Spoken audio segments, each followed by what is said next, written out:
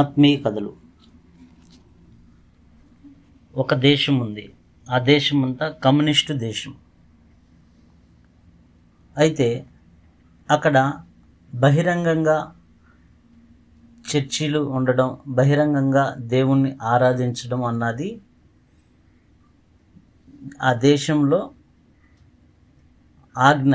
దేవుణ్ణి ఆరాధించకూడదు, యేసుక్రీస్తు ప్రభువారిని ఆరాధించకూడదు అని ఒక ఆజ్ఞ. ఎవరైతే యేసుక్రీస్తుని ఆరాధిస్తారో వారందరూ చనిపోవడానికి అర్హులు అన్నట్టుగా ఒక ఆజ్ఞను జారీ చేశారు. బహిరంగ చర్చీలు రద్దు అక్కడ. అయితే ఆ దేశంలో కొంతమంది విశ్వాసులు అండర్ గ్రౌండ్లో చర్చీలు కట్టుకున్నారు. చర్చీలు కట్టుకుంటూ అండర్ గ్రౌండ్లో దేవుణ్ణి ఆరాధిస్తూ ఉండేవారు. అయితే ఒకరోజు ఆదివారం అండర్ గ్రౌండ్లో చర్చిలో ప్రజలందరూ సంతోషంగా ఆరాధిస్తున్నారు, యేసుక్రీస్తు ప్రభువారిని ఆరాధిస్తున్నారు. అయితే అతివేగంగా ఒక ఇద్దరు వ్యక్తులు చర్చిలోకి జొరబడి హ్యాండ్స్ అప్, అందరూ చేతులెత్తండి అని అన్నారు. అంటే వారందరూ చేతులెత్తారు. ఎవరైతే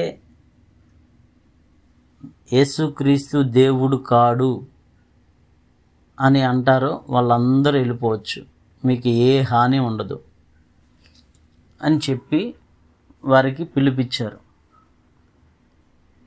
అలా అనడంతో కొంతమంది వెళ్ళిపోయారు, ఇంకొంతమంది నిలిచి ఉన్నారు. ఆ నిలిచి ఉన్న వారిలో మరలా రెండోసారి పిలుపునిచ్చారు. మీరందరూ చనిపోవడం మాకు ఇష్టం లేదు, ఎవరైతే యేసుక్రీస్తు దేవుడు కాడు, మేము కొంతమంది వల్ల బలవంతంగా వచ్చాము, మా స్వయిష్టంగా మేము రాలేదు, వాళ్ళు తీసుకొచ్చారు, పలానా వాళ్ళు తీసుకొచ్చారని ఎవరైతే ఉన్నారో వాళ్ళందరూ వెళ్ళిపోవచ్చు, ఏం ప్రాబ్లం లేదు, మీకు ఏ హాని చేయము, మీరు నిర్భయంతరంగా వెళ్ళిపోవచ్చు. ఎవరైతే యేసుక్రీస్తు దేవుడు అని అంటారో వారు ఇక్కడే ఉండండి, వాళ్ళని మేము యేసుక్రీస్తు దగ్గరికి పంపిస్తామని పిస్టల్తో బెదిరించారు. అయితే ఉన్న కొద్ది మందిలో ఇంకొద్ది మంది వెళ్ళిపోయారు. అయితే చివరికి నిలిచి ఉన్న కొంతమందిని మరలా ప్రశ్నించారు. యేసుక్రీస్తు దేవుడా, యేసుక్రీస్తు దేవుడు కాని వారు మీరందరూ వెళ్ళిపోవచ్చు, ఇప్పటికీ మించిపోయింది ఏమి లేదని మరలా చెప్పారు. అప్పుడు ఆ నిలిచి ఉన్న కొందరు, యేసుక్రీస్తు ప్రభువారే నిజమైన దేవుడు, బ్రతుకుట క్రీస్తే, చావైతే లాభము అని వారు చెప్పారు. వారు చెప్పిన వెంటనే ఈ ఇద్దరు వ్యక్తులు తమ తుపాకీలను తీసి కింద పడేసి, ఇది నిజమైన సంఘము, ఈ రోజు నుంచి మన సంఘం పరిశుద్ధపరచబడింది, చెత్తంతా దేవుడు తీసివేశాడు, యేసుక్రీస్తు ప్రభువారి కొరకు సాక్ష్యం ఇవ్వలేని వారు, విశ్వాసం లేనివారు, ప్రభు కొరకు ప్రాణం పెట్టలేని చెత్తంతా వెళ్ళిపోయింది.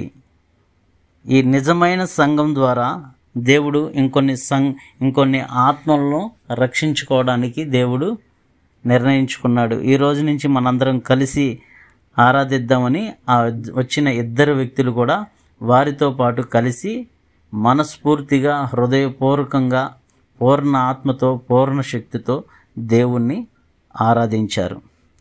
అలాగే ఆమోసు గ్రంథంలో 4వ అధ్యాయం 12వ వచనం చూస్తే, మీ దేవుని సన్నిధిని కనబడుటకై సిద్ధపడుడి అని ప్రతి ఒక్క విశ్వాసి బ్రతుకుట క్రీస్తే, చావైతే లాభము అన్న క్రీస్తు నియమము చొప్పున అమూల్యమైన విశ్వాసులుగా దేవుడు మనందరికీ దేవుడు కృప దయచేయునుగాక.